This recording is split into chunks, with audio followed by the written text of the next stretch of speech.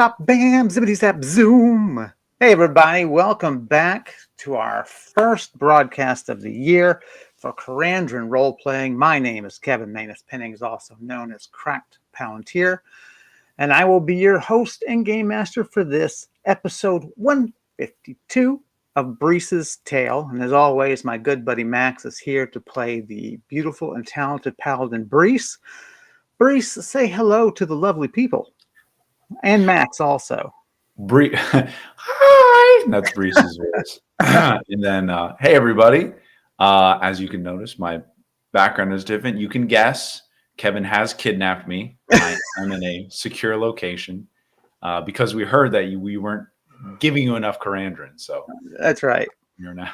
So now he's captive, and we can make as many of these as the cattle prod will encourage. Exactly. The yellow background really helps with the whole, getting in the fantasy mindset. It's That's right. And your dismal sense of hopelessness to escape. That's really in Condis. That's right. So it has been a while though. So it has been a while. What we did, we were sort of starting on an interesting sort of break. Prior to this session, what were we up to, Max? And what is the sort of departure we're taking now? Okay, well, a couple ongoing plot lines. The main two ones are both to do with necromancers. So we have Brise serving the Lady Mirgral, who resides in a keep in the goblin nation of Nargaz outside the town of Balabri. And bordering her land to the northwest is Wilderness Valley, and there's a powerful necromancer that's operating out of that valley, whose name is Holver.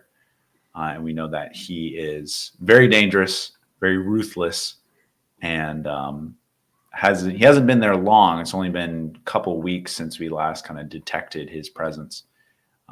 But his motivations are still a mystery.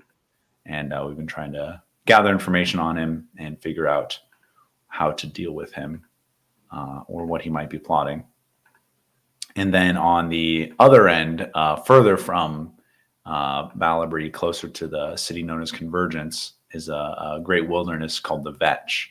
And out of there is a necromancer named Chelbrick, who has managed to form some alliance with these race of undead halfling called the Philistine. And he has been convinced them to build fortifications in his at the edge of his domain. And he seems to have some ultimate aim we're also not sure of. Obviously, he has influence over the Philistine, but they both these two forces seem to want something from each other, and we're not quite sure yet what that relationship is. So also another aspect a little further from home, but still trying to still a threat to a lot of people that we're trying to understand what's happening and how we can put a stop to it. And by we, I mean Brise and the Lady Mirgral's court magician Fraldrim, and her apprentice Doshrik, as well as a few other allies. So yeah, those are the two main kind of plots that are moving along. However, Brise is taking a small vacation from all of that. We're going to another world, which Brise has visited once before. I have a stone that should open up a portal to take me there. To a world called Odis, Odeiss, home to a lot of different strange alien races, very friendly, at least the city I visited, which I'm returning to.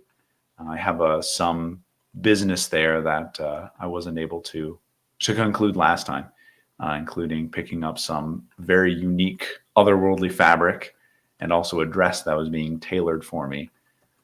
So very going window shopping in another dimension is seems to be on the agenda for today.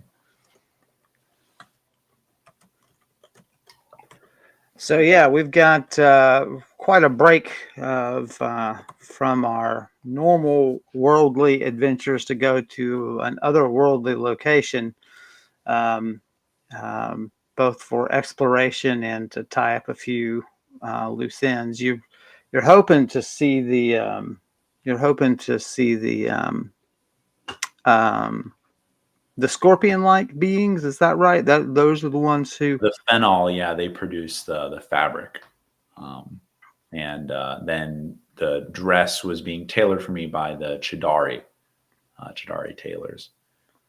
Unfortunately, I don't think I have names unless we, want to roll that up. If I got names from them in the past, I believe the phenol, it was just a group of them, and they said, we'll just find you again once the fabric is complete.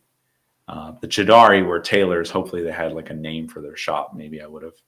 Right. Yeah, you would have. Yeah, we would have had you grant. Although I guess you would have to ask a name because you couldn't read the writing, even with your your translation stick that you've Yeah. got, your translation staff. Well, No, unless wait, I tried the spectacles of sophistication, right? I oh, could read. that's true. Right, that is true. You've got Mhm. those. So, um, yeah. So um, let's do. Let's go ahead and give you a name for the Chidari tailors. Sure. Um, um, Chidari and Sons. uh,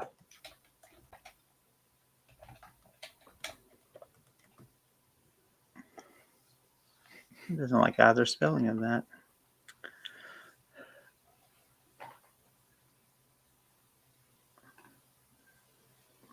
Weird. There we go. Oh, that's a ticker. I did a ticker. Double captions. Interesting.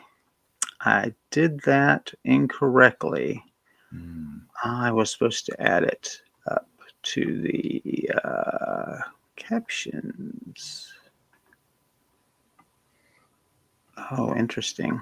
I remember we were going to play around with doing the break ticker, right? Right. Dragging dragons. We did that for a while. We had it going for a while. So, yeah, well, I could leave that running, I guess. It blocks it blocks the other caption though. That's good. Oh, it does. See, that's so annoying. Double click to update.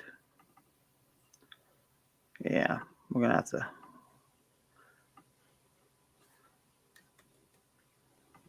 There we go. Sorry about this, guys. Hey, Quinn. Welcome back. Tabletop Chiron Simulator. Tabletop Chiron Simulator. There we go.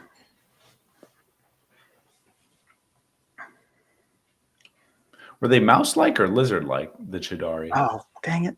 They were little lizards, weren't they? Because They were. I remember making so many Geico jokes. So I'm pretty sure. All trying to sell me car insurance, all of them. That's it.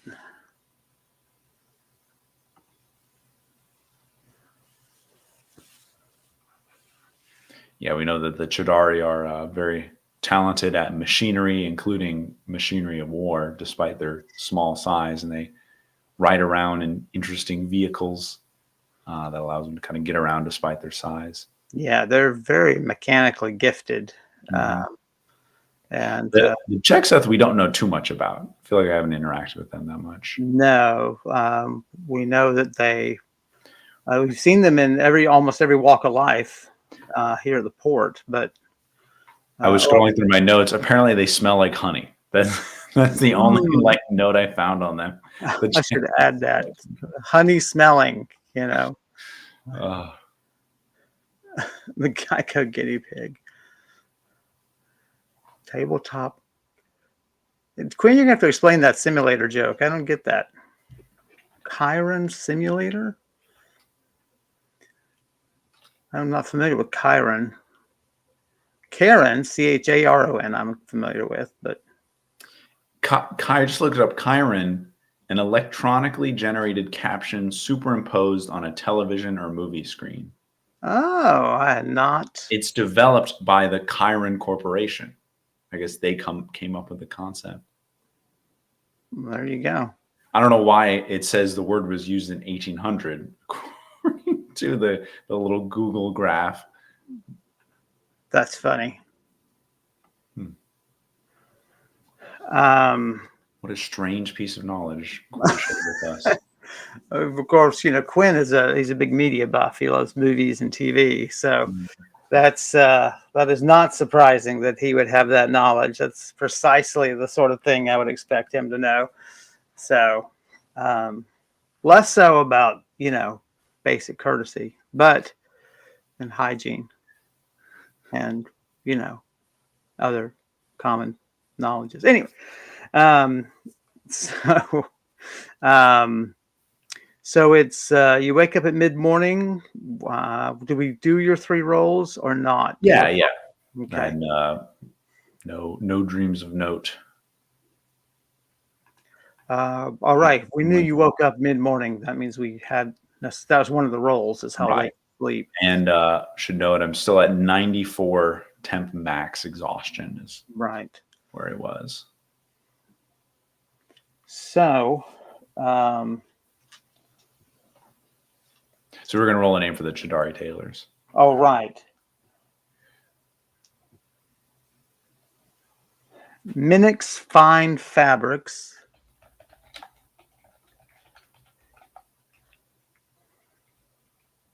Okay. Roll for me. 84. You've got a good sense of where they are in the city. Okay. It's possible you could even teleport there once you're in world. Weird.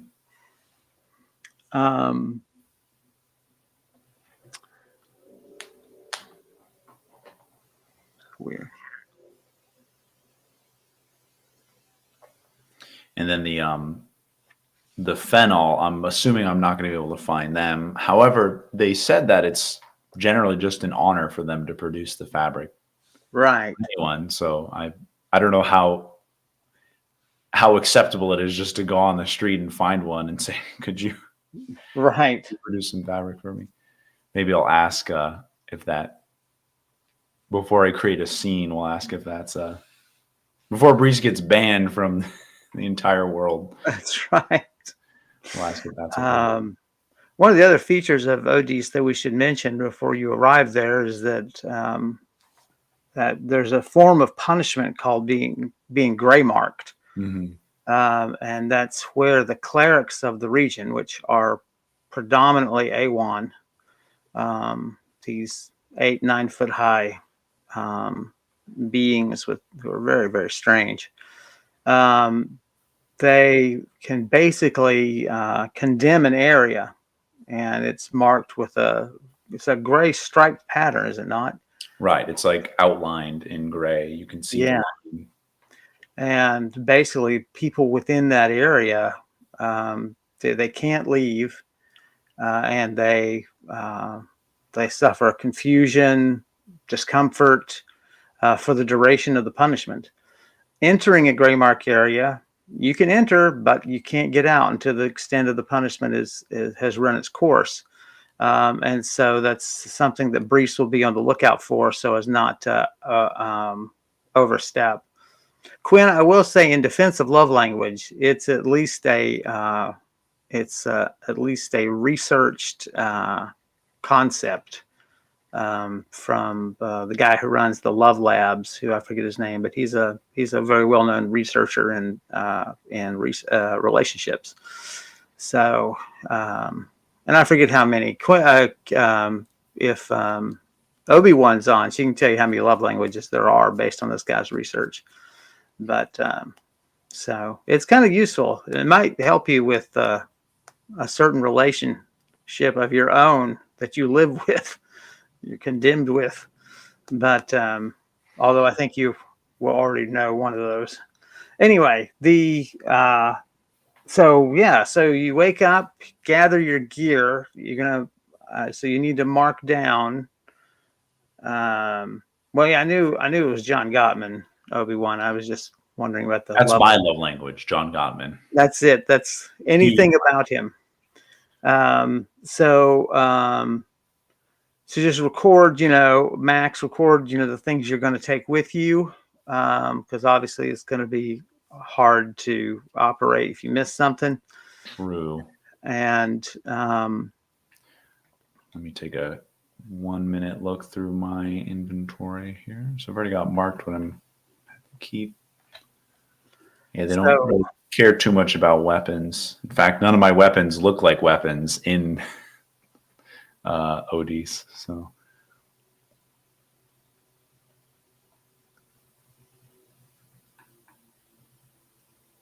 Oh, different author. I see.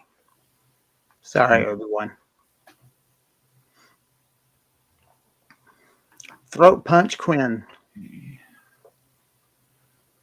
All right, should be good. Not taking any of my large duffel sacks or my backpack, but I should have everything I need just on my person. I'll still have all my weapons, my belt, and my belt pouches.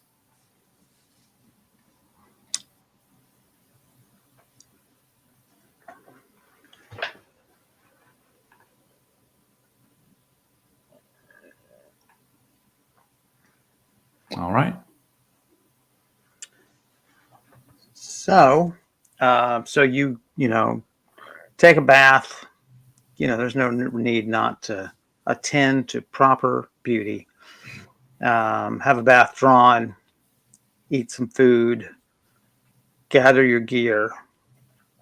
Any unexpected anything going on here?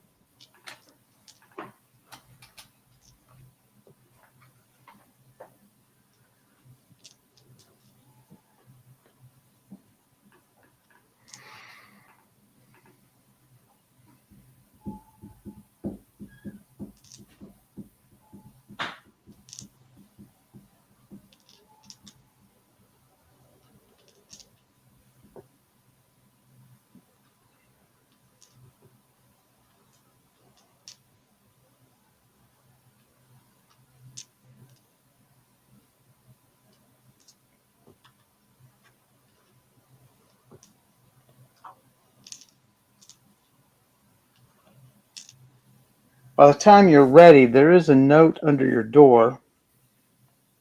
And it is from Doshrik. And let me pop his info up.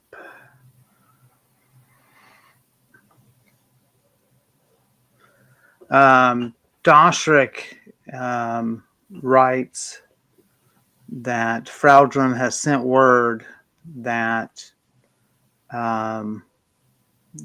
she is making progress on finding engineers and architects that might help with this sort of secret plan to undermine the fortifications of Chelbrick in the Vetch. She's found at least 3 who are willing to accept Fraudrum's protection from Chelbrick as payment for trying to undermine some of the fortifications, not literally undermine, which does have a fortification terminology, but to do as we suggested, build some sort of secret passage, something like that, into the fortifications where whatever evil Chelbrick is up to might be more easily undone. And she, Fraudrum, is very excited about her progress. She thought it would be much harder, but she's had luck at 3 different guilds of engineers, and found people she feels are wise in spirit and well-meaning who are willing to risk themselves to do this. And so they've been given information on sort of what to look for. Obviously, if it's somewhere in the vetch, they'll probably be transported to the location magically. Mm-hmm. Um, and so that has brought fruit more quickly than Fraldrum expected. So you gear up, headed to Odisse, and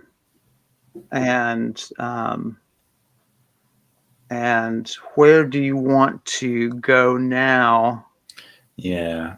To So use transport stone. the door stone, I will open a portal to where I stand to a courtyard outside a certain shop in Kiakon. So I should go to a discreet area. We'll do it outside the keep because we know the keep has magical wards in place that'll detect any strong magic.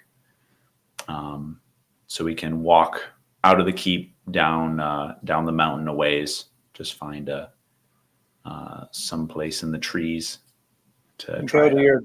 Do you go to your typical place that you teleport to, for that matter? Yeah, sure. And I'm bringing my cat Azrael with me.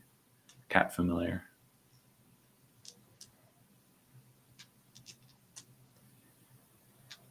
Roll for me. 2. Okay. Nice. First roll at 2025. Solid. You can only go up from there. It's your second roll. Your first roll was an 84. Did I roll before? You did. That was how well you remembered the location of the tailors in Kiakon. So there we go. All right. So you feel you're secluded and out of sight. You focus on the doorstone. Roll for me. 79. See, your rolls are on average doing better than average. There we go. We should just stop there. Better than average, 2025. That's right. We'll see you guys in 2026. Or better yet, we'll just use better than average for all my rolls for the rest of 2025. That's true. And I'll use them that way over here too. In fact, I'll give a plus 20 to all my rolls. Just a plus 25 for 2025. Next year it gets even harder. The game, Karandrin, the game that just keeps getting harder. It doesn't need to be harder, does it? It's plenty hard. Portal opens. Nice. You're assaulted by strange scents, strange smells, and you step through. Okay.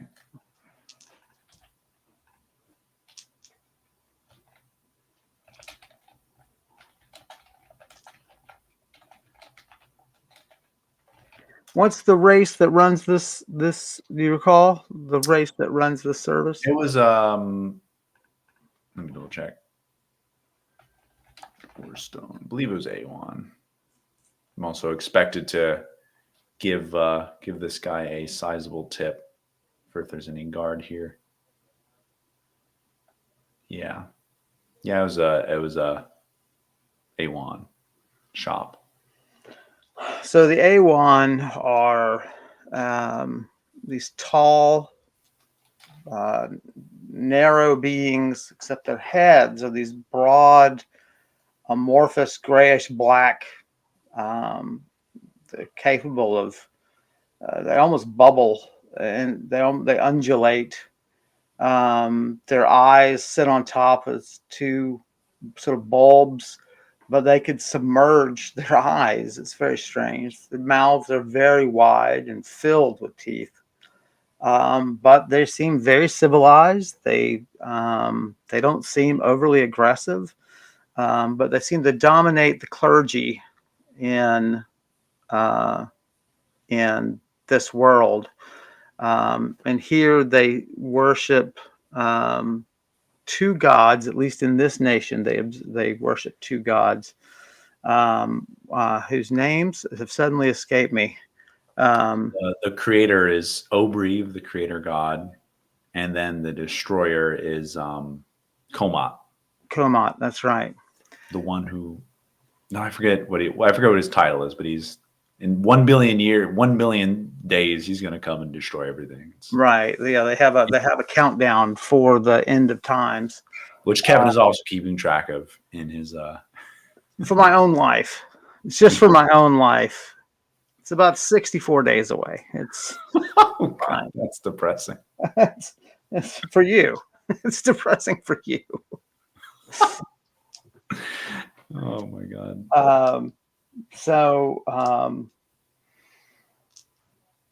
And Obrieve makes sort of like in the Christian theology, where Christ has a return date, or at least a projected time of return. Obrieve makes repeated returns to various locations throughout not just this world, but through all of the worlds, all the realms. And the Awan, the worshippers of Obrieve specifically, I should say the clergy of Obrieve, one of their big tasks is to use their arts to discover the next appearance of Obrieve, and try to get as many people there to observe the occasion. And that was how Brise met his first Awan. Is Obrieve made an appearance within the land of Karandrin. And so it was this huge stadium fair with bleachers put up on the slopes of the valleys, and there were thousands of people there, and it was this just enormous event.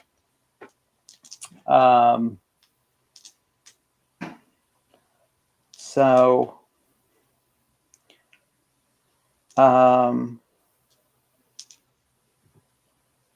an Awan approaches.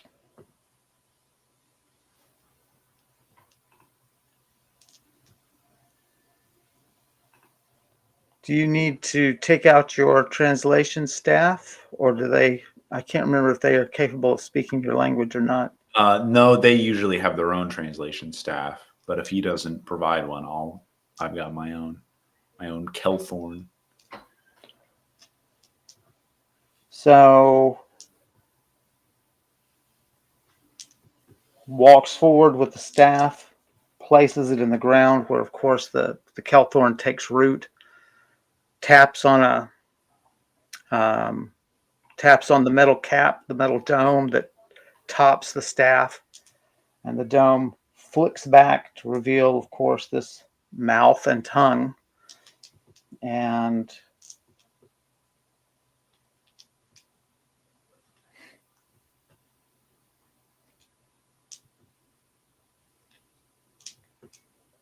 she says, "Welcome back to Kiakon. I hope your time away was pleasant." And she extends a hand, her taloned six-finger hand. All right. I shake her hand. Now I'll pull out 15 Helm. I have this world's currency, a little stash of it, and I'll offer that to her. So appreciate your services.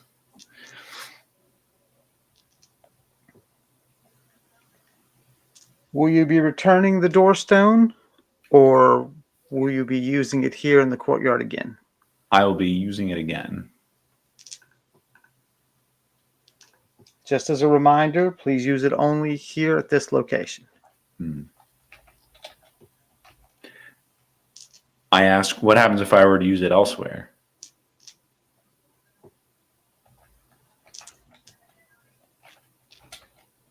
It would return you to your previous location and then become defunct.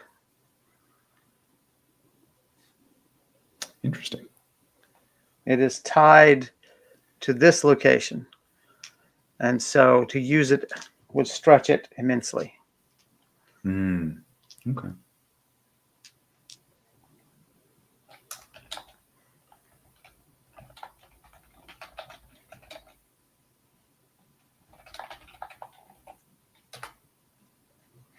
Well, I'll ask her right now. I'm looking for a Chidari tailor called Minix Fine Fabrics.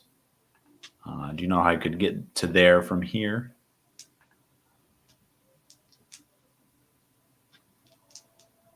I have used them in the past, says my 93 roll. You were not more than 4 blocks away. Wow. Okay. And gives you instructions, and some of it sounds familiar, like some of the landmarks to watch for. You're like, I remember passing that. I remember passing Tentacle Street, of course. Right. Eyeball Avenue. Good old gaping maw of oblivion. I remember that. So good.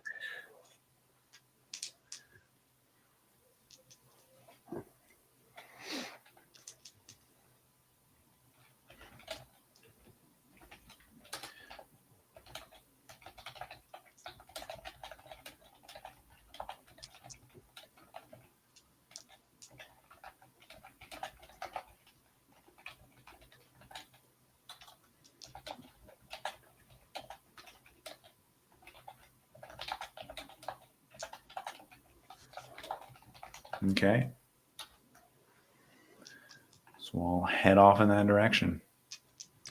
Do you want to ask about how to find a particular phenol family? True. Yeah, so I'll just ask about, just summarizing that way. Do you know of any phenol that'd be willing to produce some fabric for me?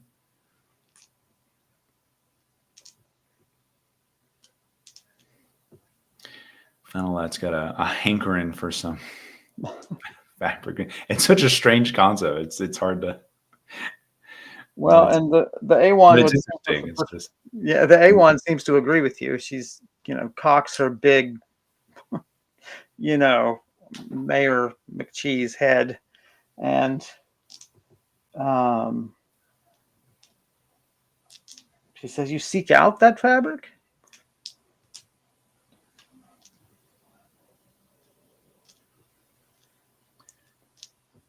They have very sensitive olfactory senses.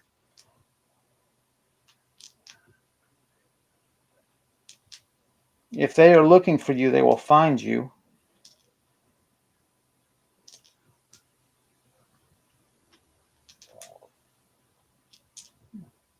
There is an enclave of them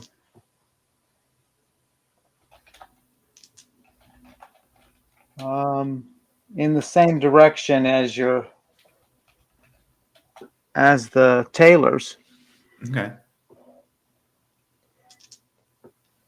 The fabrics will tend to have a familial pattern to them. If you can remember the pattern and describe it to another phenol, then in all likelihood you can get closer at least to them. By the same token, because you'll be able to identify the family. But when you say get closer to them, you mean like emotionally, Emotionally. Sexually, you'll be able to get closer to them, which is really what you want out of scorpion beings. If you this telephone's not working right. That's right. Mistranslating everything.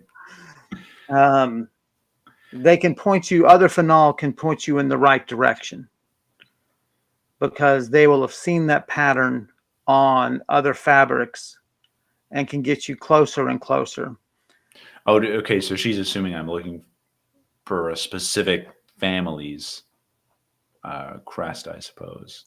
Not crest, but the pattern that a phenol forms, apparently, when they create the fabric, is the same within a nuclear family. Right. And so if you can describe that pattern, it may be recognized by other phenol who are familiar with that family. And so they might be able to point you to the house where the phenol live, assuming they live here in Keokon. Right. Okay. But I see. I don't really have an interest in any specific phenol. I'm just interested in the fabric itself. So I'll just tell her that. But the enclave should serve you well. They're always flattered when another race wants their fabric. There we go. You should know that most of us find it unsettling to wear their clothing. Good to know. Okay. It just seems very peculiar to us to take something they weave from their own bodies. So some people have used it for tablecloths and things like that, but to wear such a thing seems quite peculiar. And as you're a newcomer, I don't want you to experience any ire here from people who may take offense. Noted. I'll make sure to be aware of that.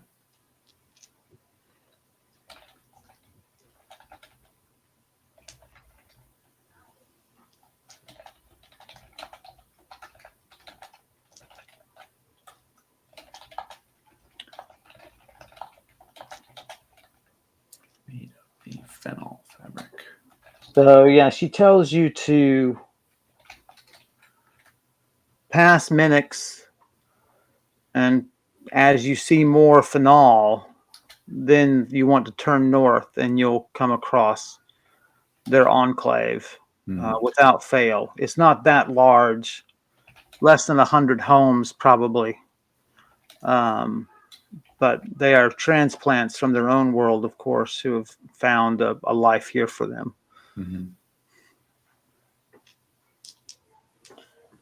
I should recall also, I remember asking Aldruff about how much fabric I should bring back. He said, bring back a length of any unique fabrics. I think he did it with his hands, I'm assuming. Like how much? He probably would tell you in yardage. Right. So we'll ask if that's possible of our phenol friends. Roll for me. 76.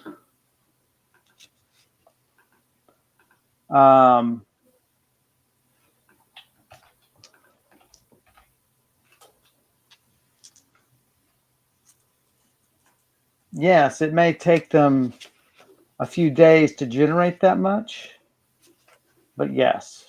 Okay.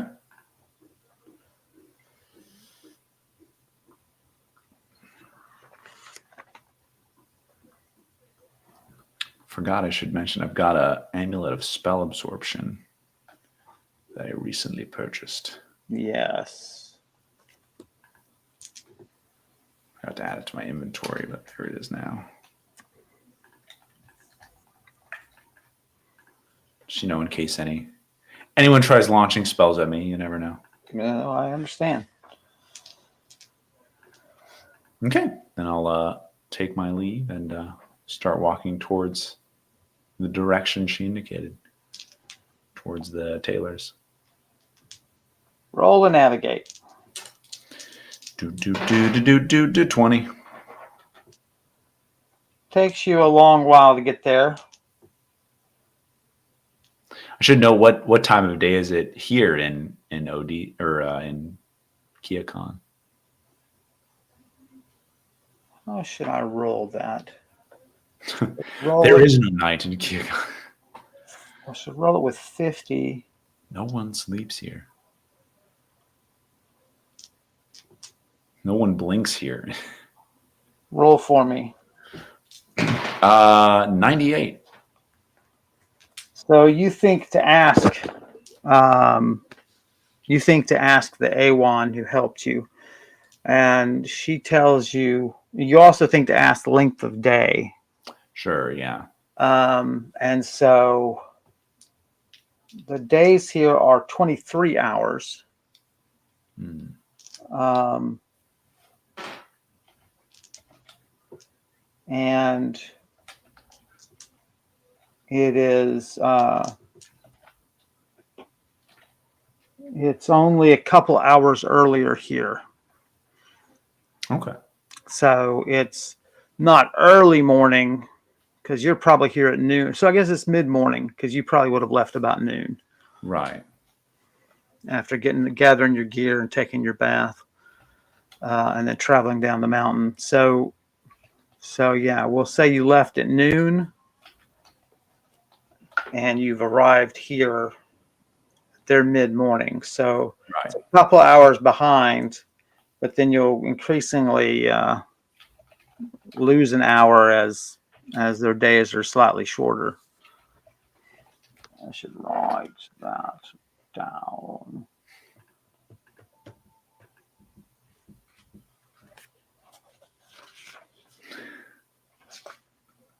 Quinn says a man would be lost here forever because they would never stop to ask for directions. It's very true.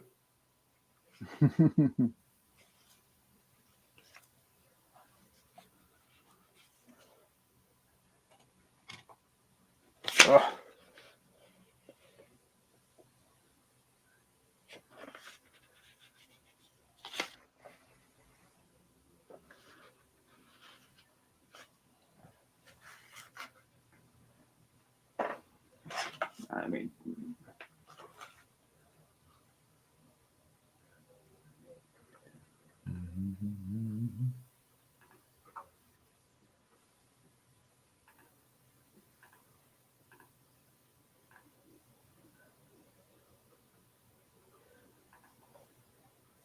Remember, there's also a coastal city. The sea is maybe an hour or so from. Well, I don't know where I am now in the city, but not too far to get to the coast. They have the giant ships pulled by. What are they called again?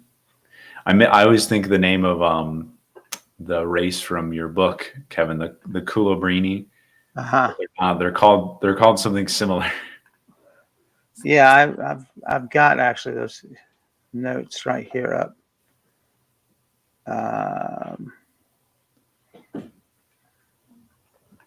Culabrine, Kinnabrine, oh, Kinna woodchuck chuck, Kinna.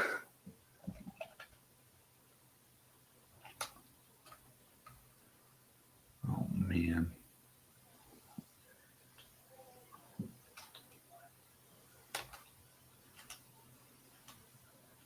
Kinnabor. that's it.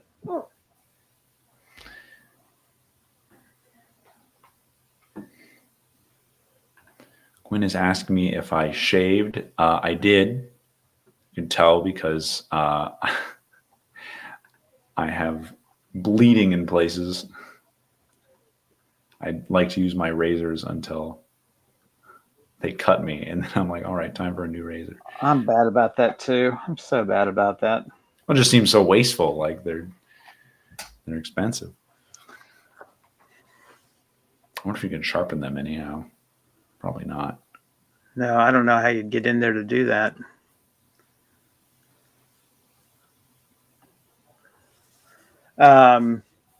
So yeah, It might also be the light of this butter-colored room that. that's right. Actually, I Noelle and I picked out this paint color. We painted it, so Oh, neat.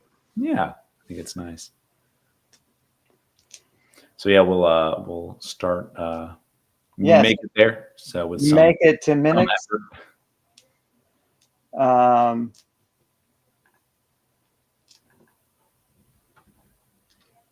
So this would have been. I should note the time. If it's July 9th. When was I? It was the 19th. So it would have been 20 days of Karandrin time. When you were here last? Yeah, to collect the. Actually, it was at the Obreeves gathering in Karandrin on Right. the 19th. So that I was there to get the dress tailored. So it's been 21 days maybe here. Right. So I'll enter this shop here whenever I come. I guess I'll have my spectacles of sophistication on hand so I can. Right. Which shop it is.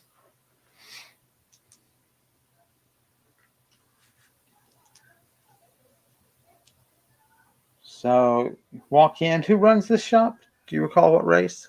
Chidari. This is Chidari. Mm-hmm.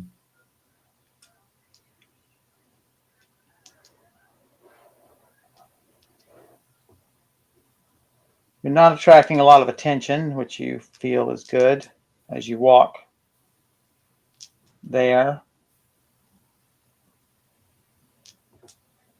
You are preoccupied and by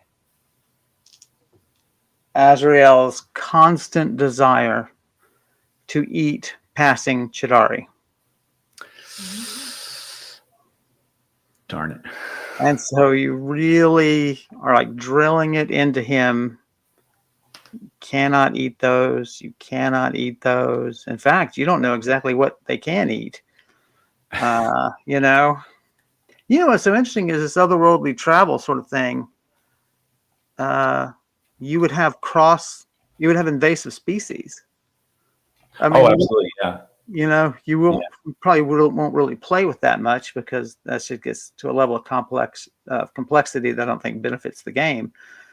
But there would be rats by now, already forming colonies, flies, and mosquitoes, rats, even just like War of the Worlds bacteria. Right. Yeah, that I have considered. I'm like, there's no way we can handle that. I mean, imagine rolling for that and then getting like a 98. You're like, well, I guess you've introduced a plague to this world. Well, exactly. And would it require a 98 or would it require even a lower roll, So into Minix you go. So keep an eye on Azrael.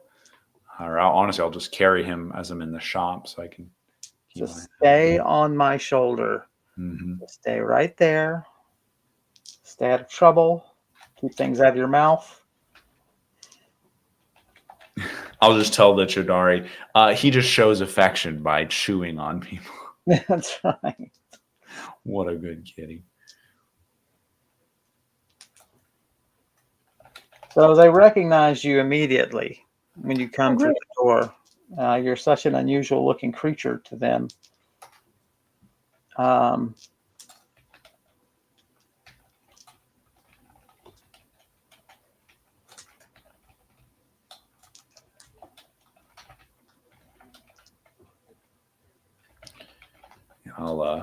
you already pay for it? I can't remember. I did. Yeah, I paid 150 helm, or paid 30 helm actually is the price of it. So I take out my own kelthorn and plant him in the ground, and then say, I know I'm a little past due, but I hope I'm able to collect my dress that I got tailored here. We were close to selling it off. Another few days, perhaps. Mm. But we're glad that you get to collect it. They scurry in the back through various walkways over the countertops. Mm.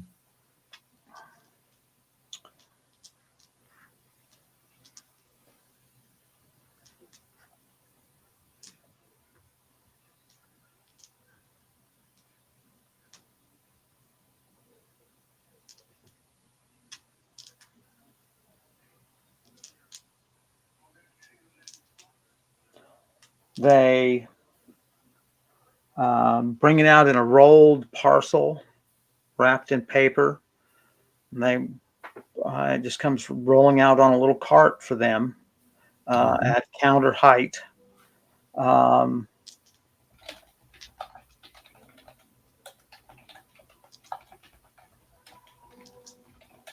they're fine to let you try it on in the back, and they can make whatever alterations need to be made. Um, all part of the same price you paid. What would you like to do? Yeah, absolutely. Brise is very particular about her appearance. She wouldn't want an ill-fitting dress.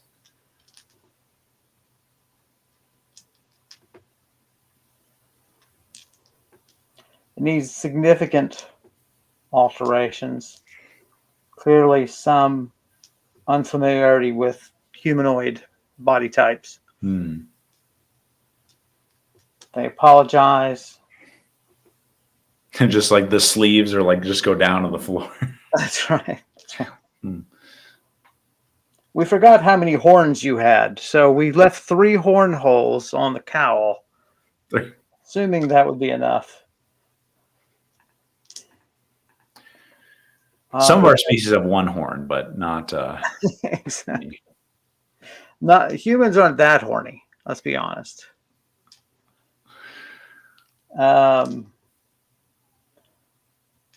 They promise it'll be ready for you by nightfall.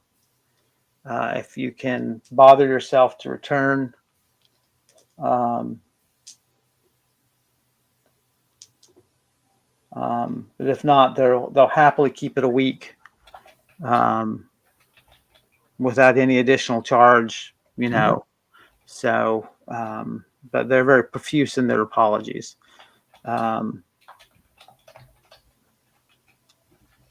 So I'll tell them I'll be back at nightfall then.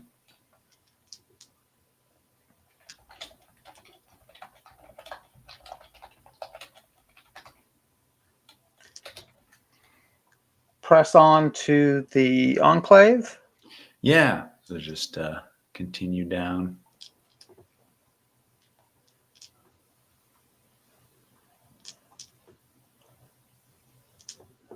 Make it without incidents.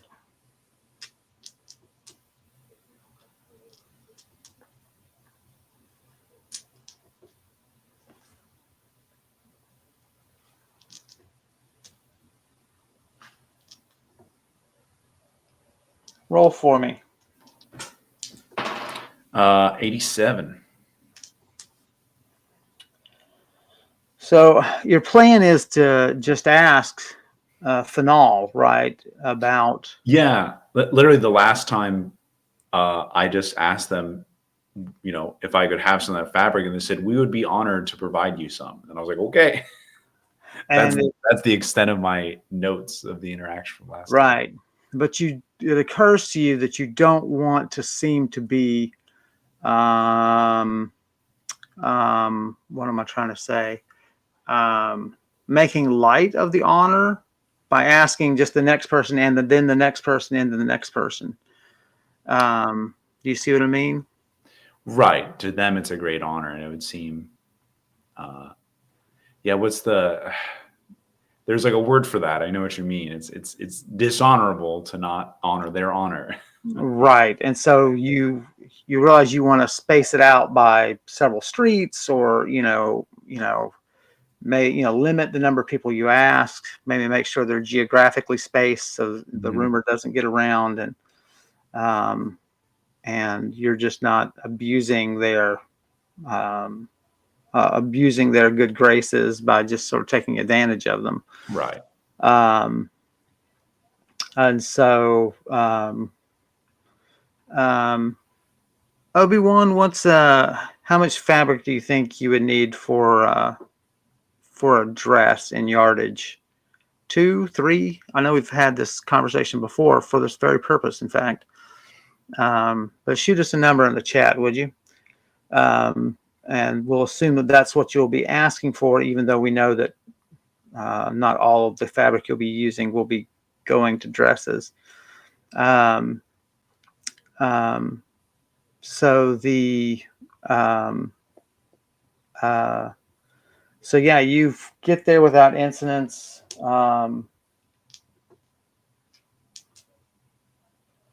So I guess the enclave, is it like a central location or just kind of like a neighborhood?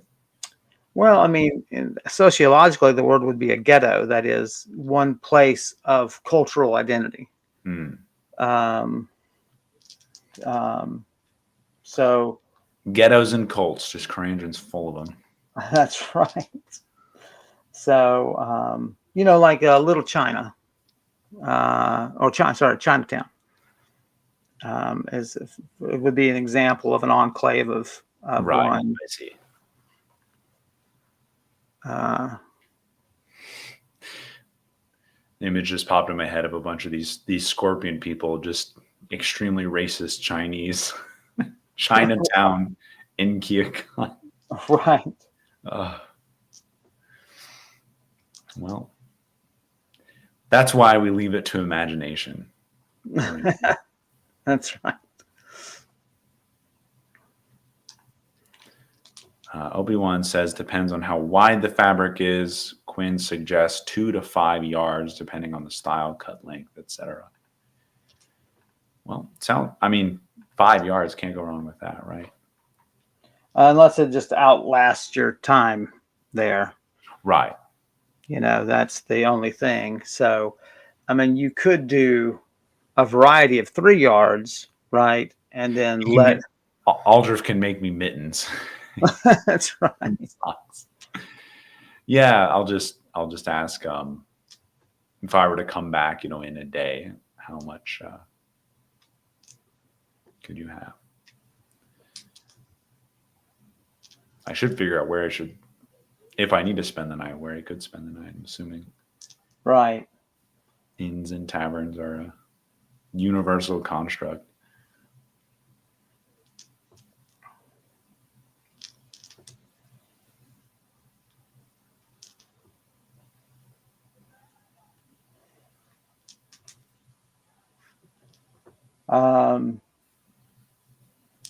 We'll have you ask the Chidari about places to stay, Sure.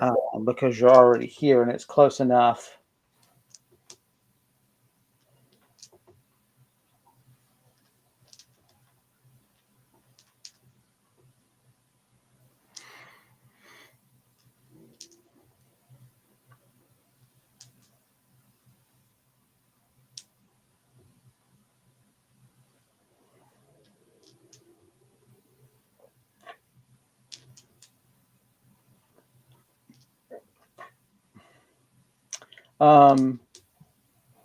They use an expression that the translation staff refers to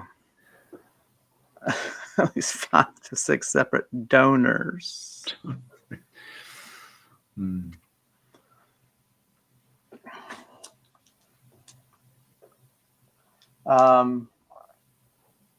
They use an expression called wayboards. That's their word for inn. Okay. You ask price. They seem confused and tell you that, of course, it's free. Only food costs. A bunch of communists just staying out way more.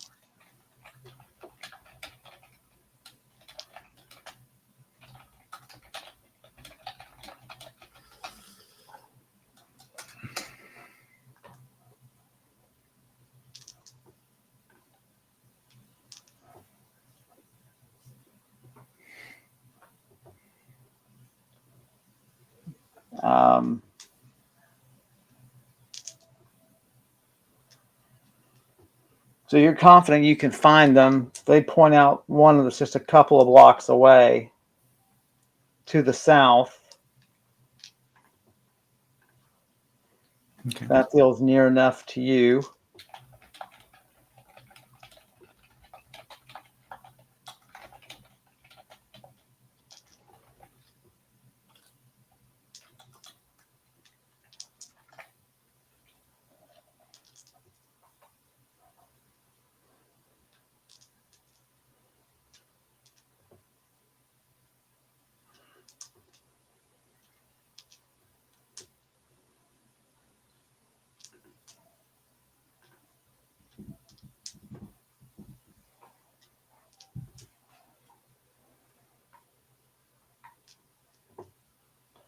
and you head to the um,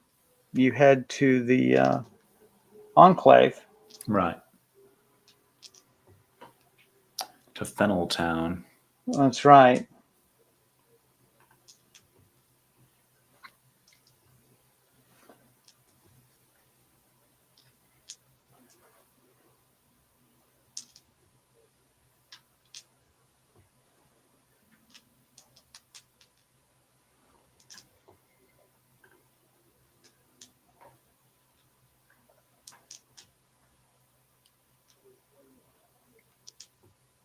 The phenol population certainly begins to pick up.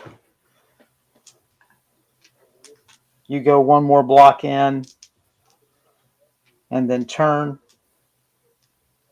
Does Azrael react in any way to the phenol? Nope.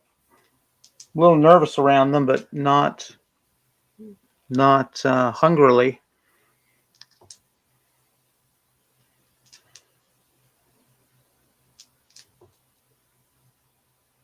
I was watching this, because these are scorpion people. I was Mhm. watching this documentary on scorpions, and like you think of their strike as like super, super fast, but really what they do is they hold prey with their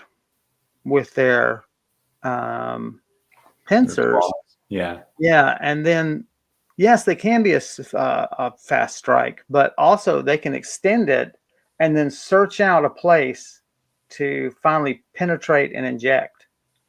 And so Oh, interesting. it's yeah, so they showed two scorpions fighting, two different species, equally deadly, um, but not equal in combat because one just had thicker plating than the other.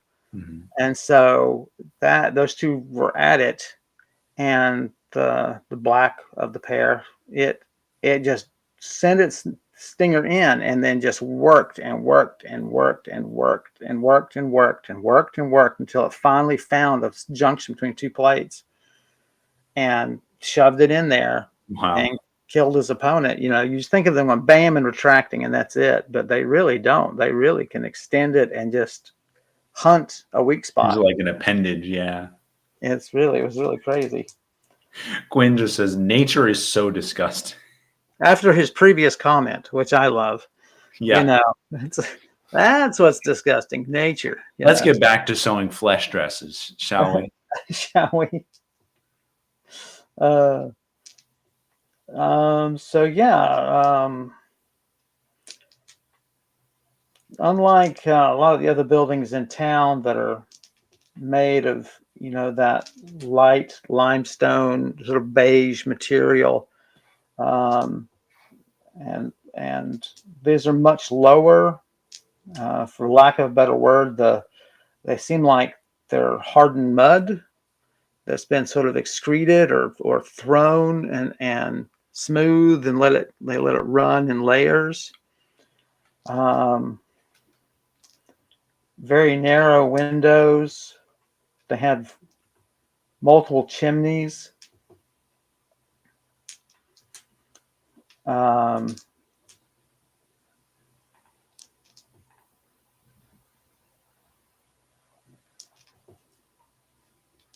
all the chimneys are going despite it being quite warm, but Hmm. Phenol must like it warmer.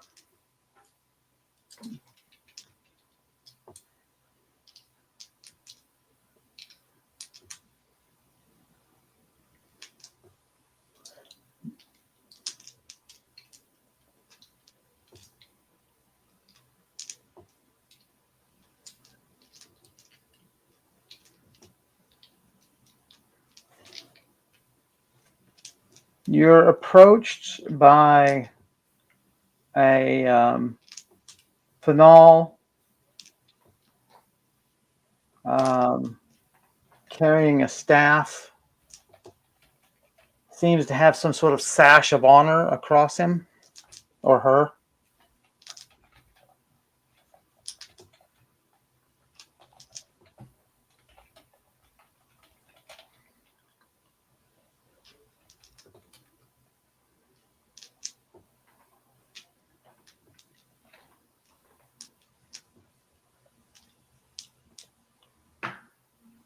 says something to you in their chittering tongue. So I'll plant my Kelthorn and Seems very surprised that you have a Kelthorn. Plant it. it was pricey. And what would you like to say? I say,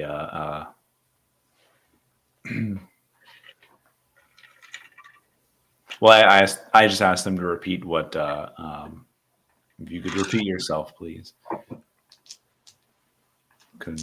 Don't understand your language.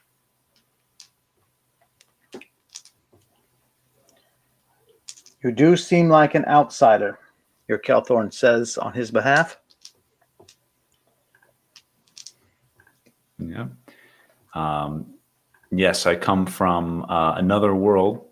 I'm interested in seeing if any of your kind would be give me the honor of having some of your fabric. I had heard great.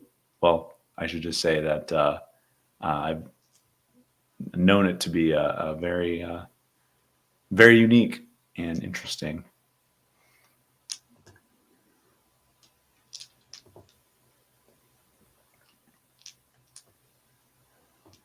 You do us honor. I am chief of these people. Okay.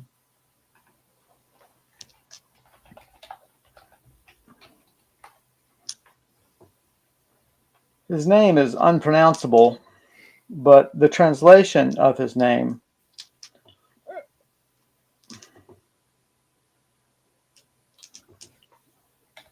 I was going to make a really inadvertent, stupid joke.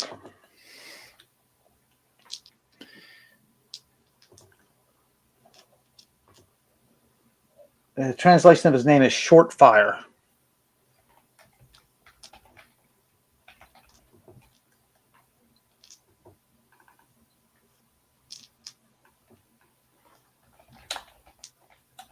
Okay. My name is Long Brise.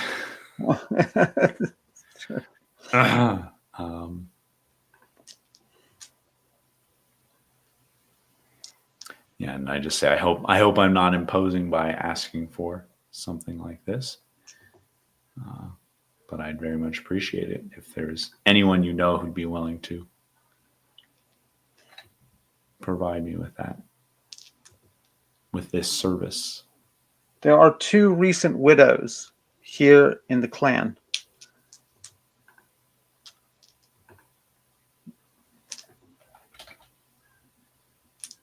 Being deprived of family, nothing brings greater joy than the honor of weaving for a complete stranger.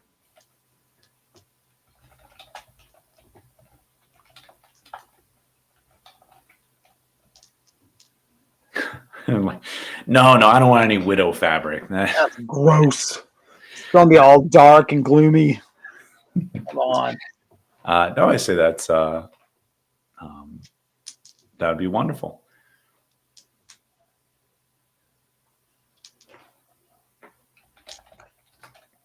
I will take you to them. They're still in grieving. They have not resumed their normal days, so they should be at home. And with that, he turns and gestures for you to follow.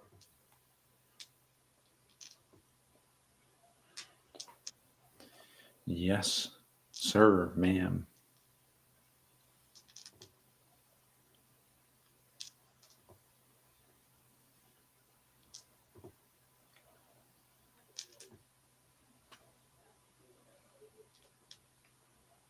You walk a good ways across the enclave. People watch. It's predominantly Phenol here, but you do see other races passing through, conducting business. Mm-hmm. There seem to be a wider range of businesses here. Nothing that the Phenol can't turn their hand to, it would seem. I forgot. Do they have like hands, or are they like scorpions with pincers? They're all sort of 3-pronged pincers. Right. Their primaries are big claws, um, but um, the other arms, including their feet, are three pronged. Hmm. The feet are two in front, one in back. Okay.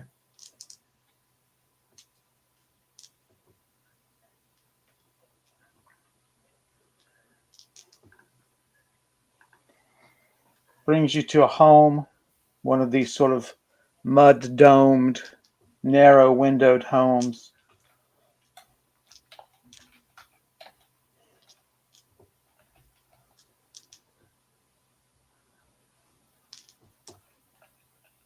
Roll for me.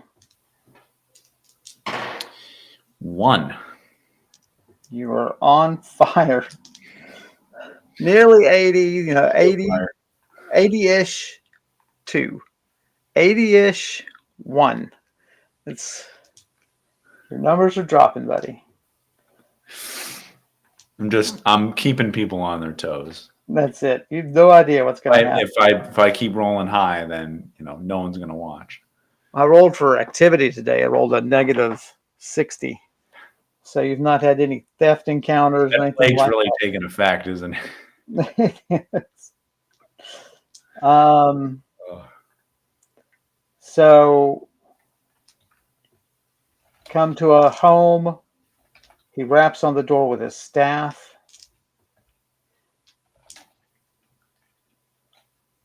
Fanal opens the door.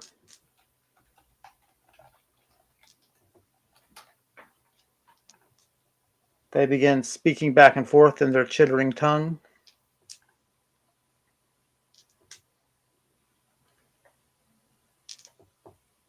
You take out your staff because at some point you're going to have to speak.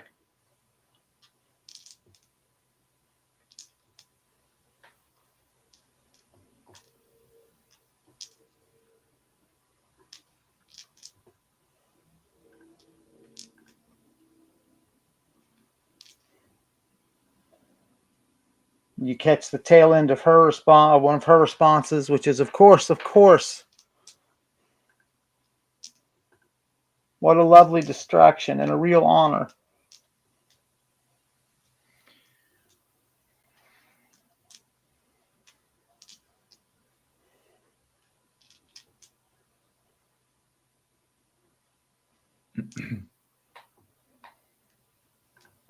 And I asked her that if I could stay for a day, if that would be enough time to, however much you could produce for me in a day.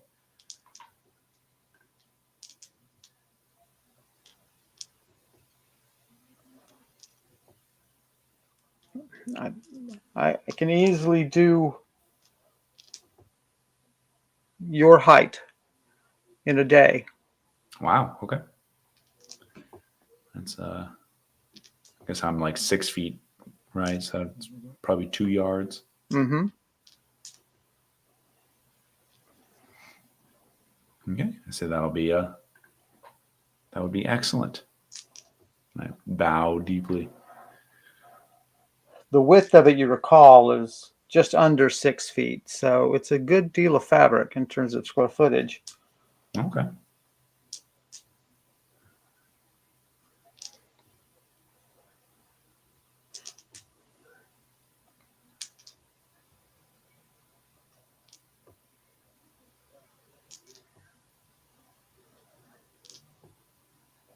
She bows to you. You return the bow, and she busies herself and dashes inside.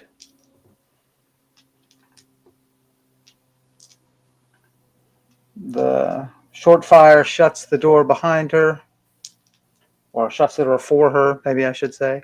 Mm-hmm.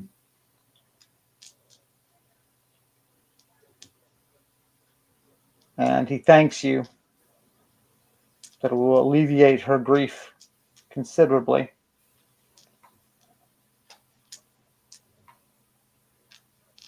I ask, how long has she been grieving for? Or I guess when did her husband pass is the more. Right. accurate question. All her life, she's been a very depressed individual. Her week of grief is about halfway through. He died on a sailing vessel 4 days ago. Well, I'm very sorry. It was an accident. At least nothing violent.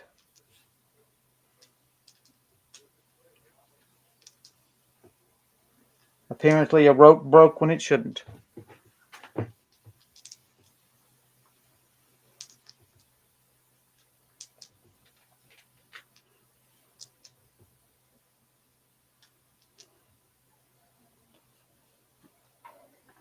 He says, is there anything else our community can do for you? We have smiths,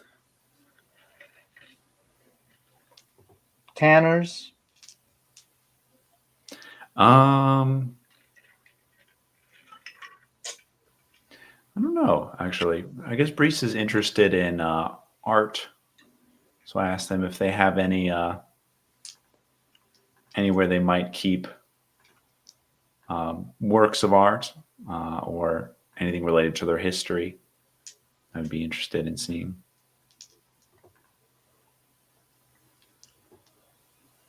We have scribes and scholars among our people, but none that have journeyed with us to this world. Mm. This community is perhaps 80 years old.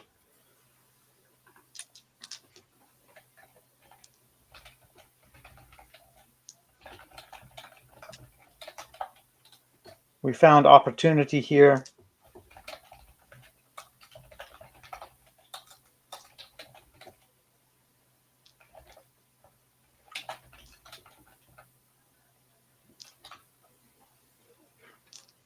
And we invite others of our kind whenever there's a sighting of Obreve and one of us is able to journey. Okay. We grow slowly, but I'm afraid there are a few of our skills that have not made it across the portals yet.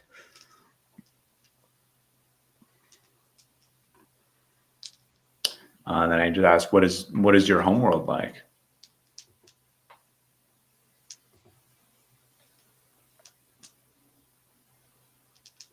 Parts of it, our homelands, are dry and warm. Not so chill and damp as Kiakon. Hmm.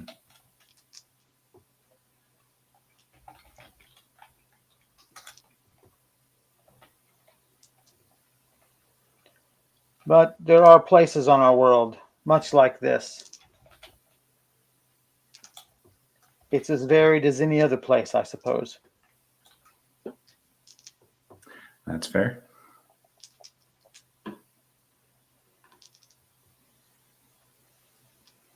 Yeah, it's like when you ask someone to describe Earth, it's like, well, there's Right. Only if you're in mostly water, actually. yeah.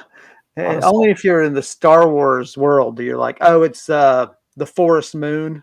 Right. It's just all one thing because that's how dumb Lucas is. And But I there's mean, it's true. All of our planets are kind of like that. You know, planets without life, they tend to be a lot.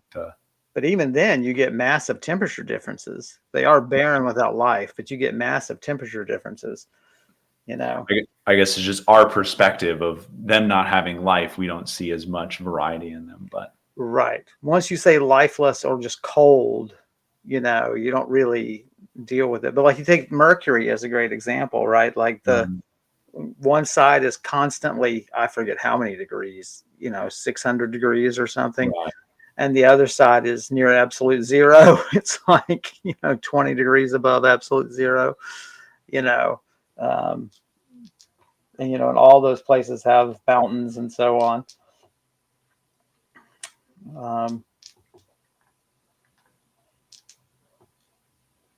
He says there's not a great deal of art beyond our weaving that we do here.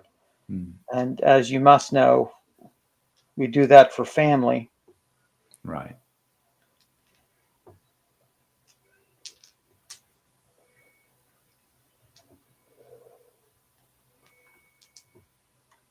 If you've not been cautioned, you should know that all but the Chidari frown upon wearing our fabrics. Hmm. Chidari are very practical folk. They make no such judgments. But the A1 and the Czechs, they are all very uncomfortable seeing some of our fabric on one of their kind. I don't wish you to have an unfortunate or uncomfortable encounter while you're here. Yeah, I've been warned before. I'll make sure I wouldn't want to cause any strife among any people in this city either. It seems like a very welcoming place, Kiakan, to different peoples. And for that, we have the A1 to thank. Their travels to other worlds have introduced us to so many different peoples. So many different diseases. Right. So many. Invasive species who carry those diseases. Did you know there are 1,000 types of ants in this house alone? In this house alone. In this pocket. I cannot get rid of them. I have ants in my pants, is what I'm telling you. Oh my god.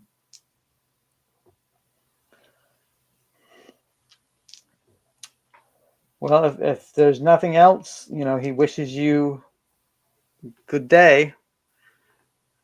Okay. Yeah, then I'll be on my way and leave him to his business. All right. Well, it sounds like I got some time to kill. I guess I'll go find a wayboard and make sure there's space there for me tonight. I don't know if I can reserve it.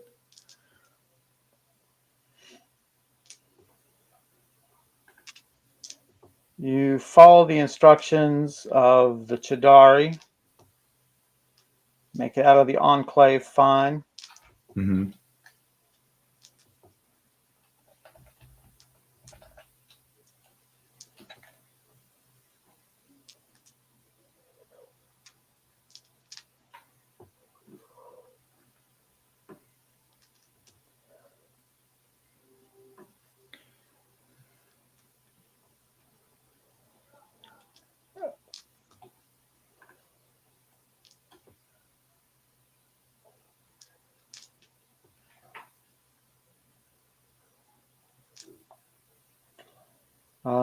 And using your spectacles, you find a wayboard.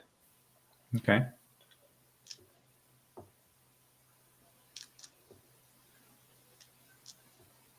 Three stories high. Windows are narrow, but they are plentiful.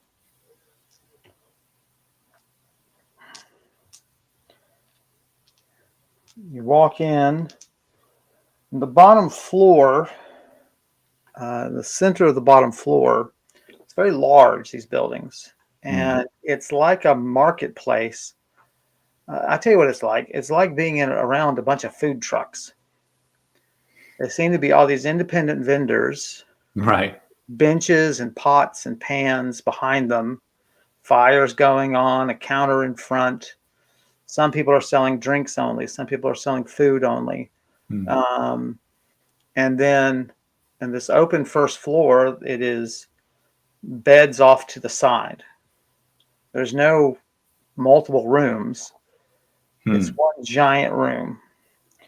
Then there are this floor is the opening is 2 stories high, and you can see there are stairs going up to the second floor. But the second floor again it's rooms. Seems to be sealed off from the marketplace below. Okay. And there are doors up there, but there are no doors down here, other than the forward, the front, and the back. The front and back doors are always double wide, presumably to let in carts of food. Right. Vendors haul stuff in. Multiple fires going, usually open pit fires. There are big vents in the top taking out the fumes, although there's a lovely cloud at the top of smoke and food smells. Mm-hmm. Um,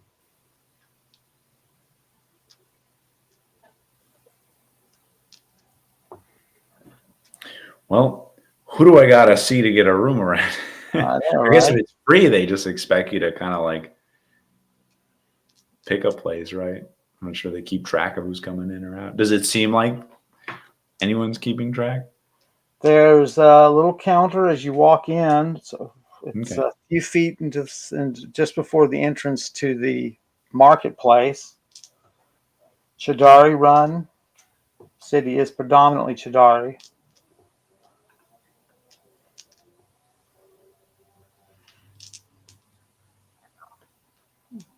Got a little pot with his planted kelthorn right there. Does he have a smaller Kelthorn? No, it's full size. They don't come in multiple sizes.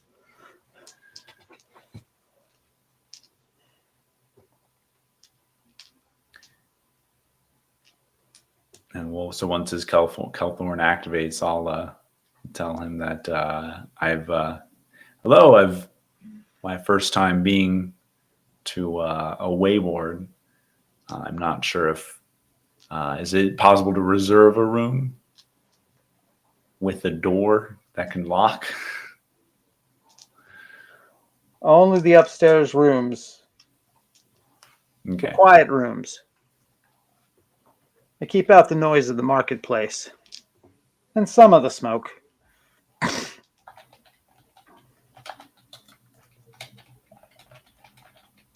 We've got some open, but none of the doors lock. It's just to keep the sounds down. I can. I should be able to lock it myself with my magic, so I'll just. That should be fine. Okay. One quiet room, please.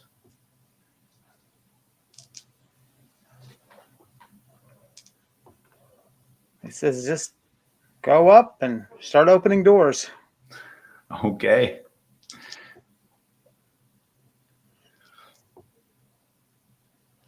As you go up the steps, the food smells hit you. It's a mix of really delicious and really terrible.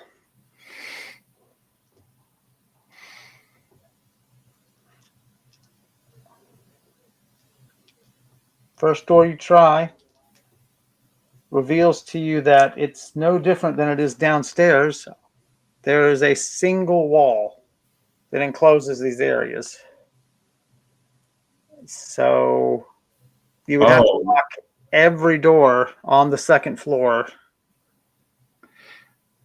so wait. So if I get this right, it's one giant room Well, with the many beds. second the second floor of beds is in a donut-shaped room.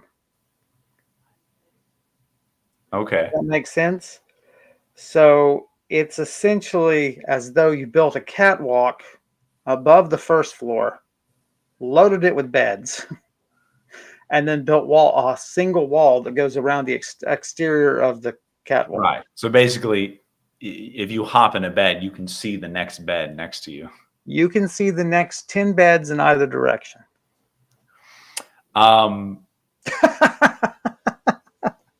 What's happening in these beds that I'm seeing? But as you see, Okay. though, they're built on platforms. Right. The beds are built on platforms. And as you examine them, they're not platforms, they're boxes with a hinge. So the whole bed top comes up and on this hinged giant chest. And basically the lock is you sleeping on top of your goods. Interesting. Okay. So plenty of room. You know, it'd be like a box the size of a twin bed. Right. a little smaller, but it runs the full length.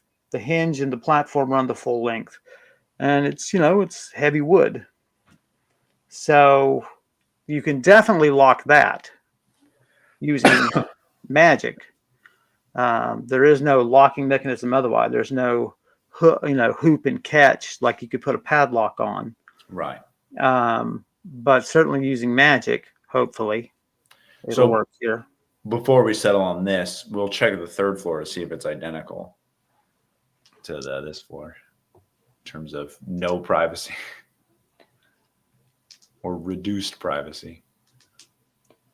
The third floor is one giant room. I thought you were going to say one giant bed. That's it. And it's not even that big. That's the thing. I mean, it's a big bed. It's like 20 Come on in. That's right. That's it. And it's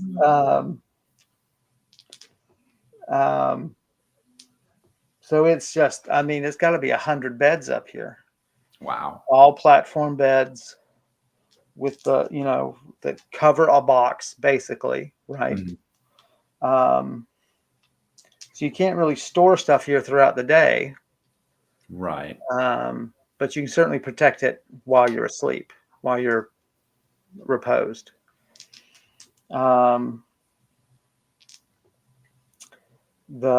They have the chimney vents then going up from here, which seem to be pounded sheet metal, and they go up to the roof, carrying away the smoke from downstairs, the toxic fumes. That's right.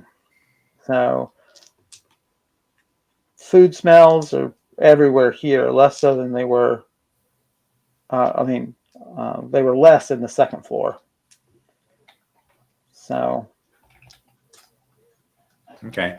Why don't we, Brise, being a little nervous about, I guess, how nervous is Brise about sleeping in the open, right? She's pretty slow to trust, but that doesn't necessarily mean she's paranoid. Well, you're also fairly sheltered. You grew up in a wealthy home, always your own bed. This is true, yeah. This is your first communal one, so you're pretty uncomfortable. So the question is, to what extent can you use your magics and other skills to see to it that you are unbothered in the night? Or I have time. Like, I could seek out another wayboard that has more privacy. I'm certainly one of them. If I find one that maybe seems higher end, right, more ornate. I guess the beds would be longer here too to accommodate the A1, since they're almost they're 8.5, 9 feet tall. Mm-hmm.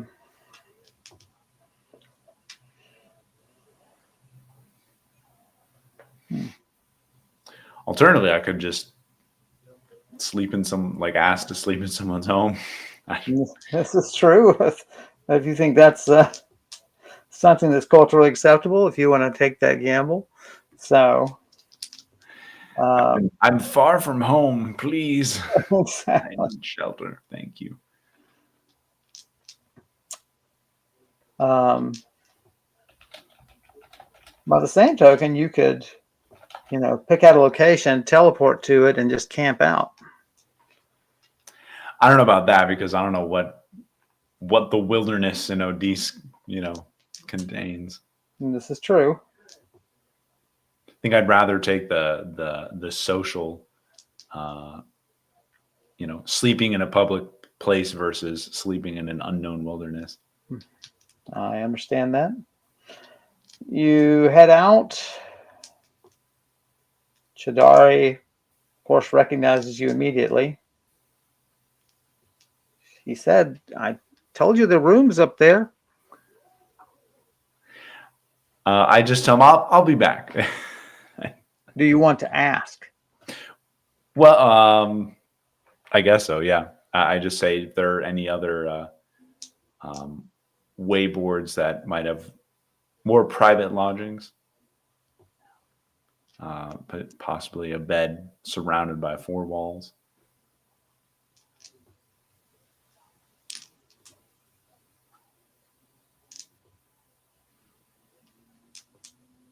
No.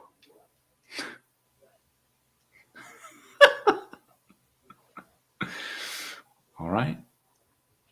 He's like, why would you waste the construction material? Sleep like trap vermin? Why would you do that?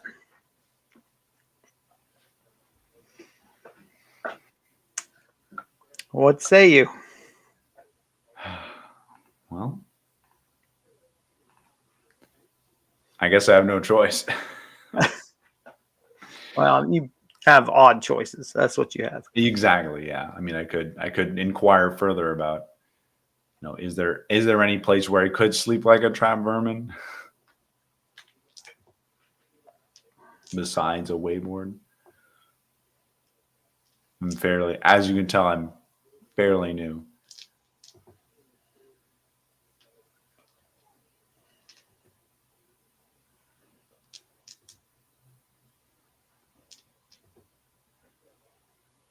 What I should do is roll that way. And then which one is it?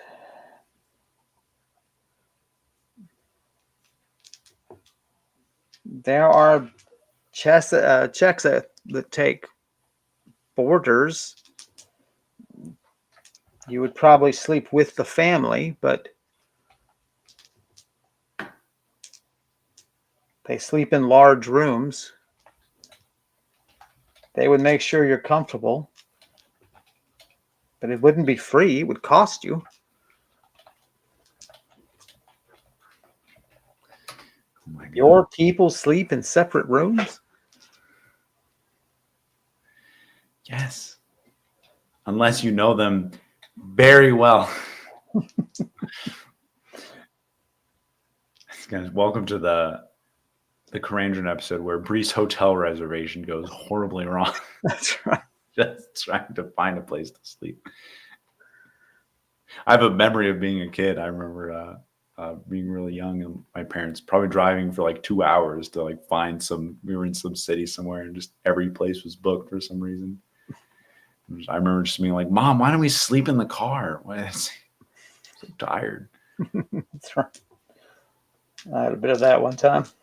Stopped by 2 different places. I was hauling all of our goods, all of our household goods back from Georgia in a U-Haul by myself. My back was exhausted from moving stuff. Right. And stopped off in Atlanta to get some sleep because I was just I'd hoped to make it to at least Birmingham and I couldn't do it. I was just too tired. And man, yeah, there's a game going on or something, and so I stopped off at these 2 hotels and they were both full. I had to call Karen and I'm like, you've got to find me a room. I can't keep stopping off at places. So yeah, it's been a long time since I've been that tired. My back was so tired that even the next morning I had a hard time standing upright. Yeah, you've pushed your muscles too far when they're that sore. Yeah. So, well, you at least have a place to come back to, whenever you're ready to. Honestly, Brise could always just also use the doorstone and then just come back the next. Right. It's costing you. We can roll for how she feels about communal lodging.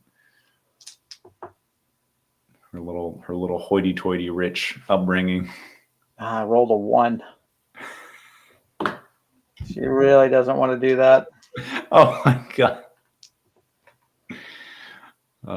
So yeah, that's a -11.